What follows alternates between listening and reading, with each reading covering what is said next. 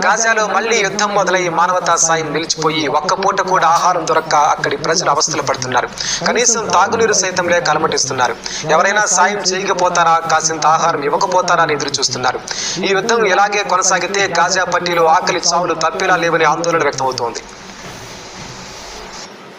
Gaza పట్టి మళ్లీ రక్తసిక్తమవుతోంది. తొలి దశ కాల్పుల విరమణ ఒప్పందం ముగింపు తర్వాత ఇజ్రాయెల్ మళ్లీ యుద్ధం మొదలుపెట్టింది. మిగిలిన బందీల విడుదలకు హమాస్ షరతులు పెట్టిన వేళ గాజాపై మళ్లీ ఇజ్రాయెల్ సైన్యం విరుచుకుపడుతోంది. నెల రోజుల క్రితమే గాజాకు మానవతా సాయాన్ని కూడా ఇజ్రాయెల్ నిలిపివేసింది. ఫలితంగా గాజాలో కట్టు పరిస్థితులు నెలకొన్నాయి. కాంక్రీట్ శిథిలాలతో మరుభూమిగా మారిన గాజా పట్టీలో నెల రోజులుగా పాలస్తీనా వాసులు ఆకలితో అలమటిస్తున్నారు. ఆహారం, తాగునీరు నిండుకొని అవస్థలు పడుతున్నారు. ఎవరైనా సాయం చేస్తారా అని శిబిరాల్లోని గాజావాసులు కళ్ళు కాయలు కాసేలా ఎదురు చూస్తున్నారు. క్రమంగా అక్కడ రోజు రోజుకి ఆర్థిక